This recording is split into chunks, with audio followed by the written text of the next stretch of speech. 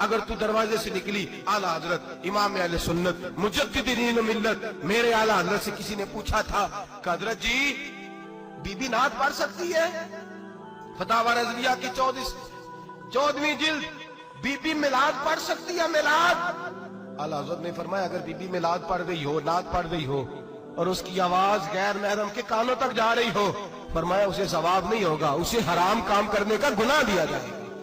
Be be کو منع ہے، وہ نعت کی آواز بھی عورت کا ہی نہیں پڑتا، دین میں تو عورت کی آواز کا بھی پڑتا ہے۔ دین میں تو عورت کی حضرت سیدہ زینب، حضرت فاطمہ کی وہ لخت جگر جو میدان کربلا میں امام حسین برابر کی شریک رہی سیدنا امام حسین کے ساتھ۔ یحییٰ بن معین کہتے ہیں میں 15 سال تک حضرت زینب کا پڑوسی رہا ہوں۔ 15 سال، گھر برابر ہوتا ہے نا، بندہ بی بی دیکھ ہی لیتا ہے۔ وہ بی بی کبھی پردہ ڈال کے جا رہی ہے دوائی لینے، کبھی نظر آ ہی جاتی ہے۔ کہتے ہیں 15 سال میں سیدہ فاطمہ کی بیٹی کا پڑوسی رہا ہوں، میں نے کبھی برقعے میں چھپی ہوئی زینب بھی نہیں دیکھی، برقعے میں چھپی ہوئی زینب بھی کبھی نہیں دیکھی۔ حضرت عبداللہ بن جعفر طیار جناب علی المرتضیٰ کے بھائی تھے، ان کے بیٹے کے ساتھ ان کا نکاح ہوا تھا، بیمار ہو گئی تو حضرت عبداللہ کہنے لگے زینب چل تجھے حکیم کے پاس لے جاؤں، طبیب کے پاس لے جاؤں۔ تو حضرت زینب کہنے لگی آپ جائیے میرا حال بتا کے دوائی لے آئیے۔ تو حضرت عبداللہ جعفر طیار کہنے لگے شریعت میں گنجائش ہے ڈاکٹر کے پاس جانے، حکیم کے پاس جانے کی گنجائش ہے، تو چلتی کیوں نہیں؟ تو حضرت زینب کہنے لگی شریعت میں گنجائش تو ہے پر عبداللہ میری مجبوری یہ ہے کہ میں فاطمہ کی بیٹی ہوں۔